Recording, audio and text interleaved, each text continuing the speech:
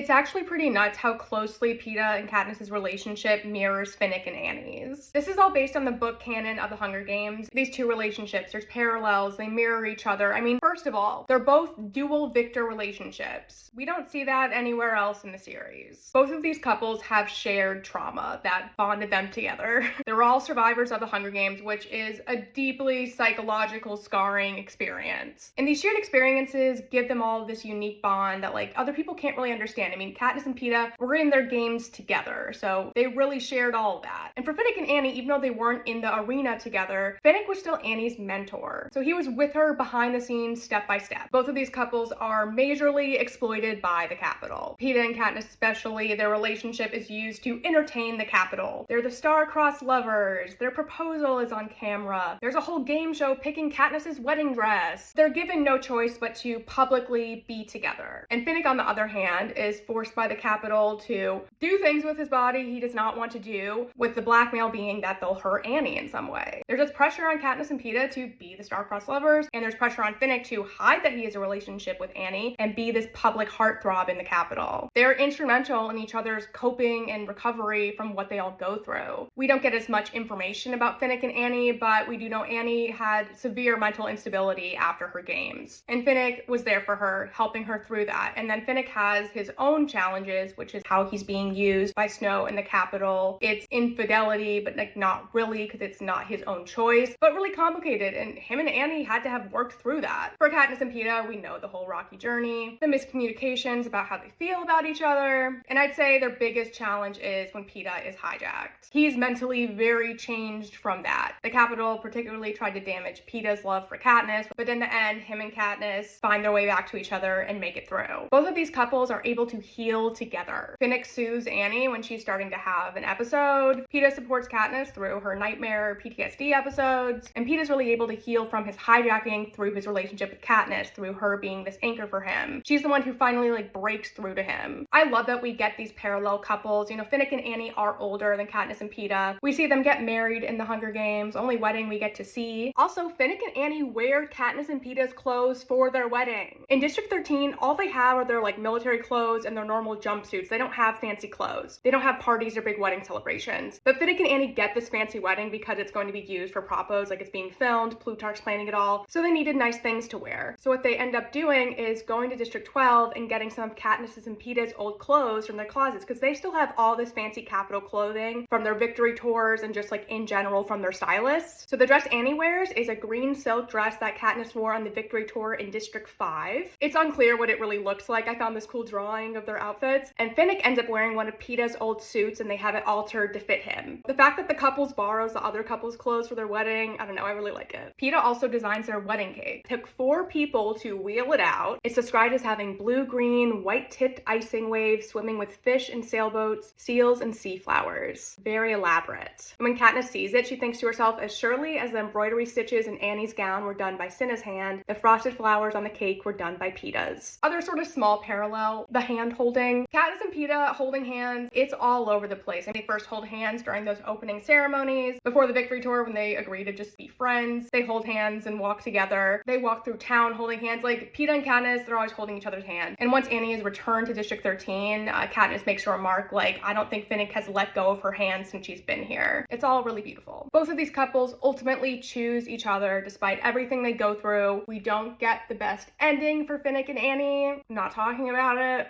But Peeta and Katniss build this future together in a post-Hunger Games world. They stay together, they start a family, all that. Both of these relationships, they show a lot of resilience, they show hope. There's hope that despite after extreme suffering, you can find happiness through love.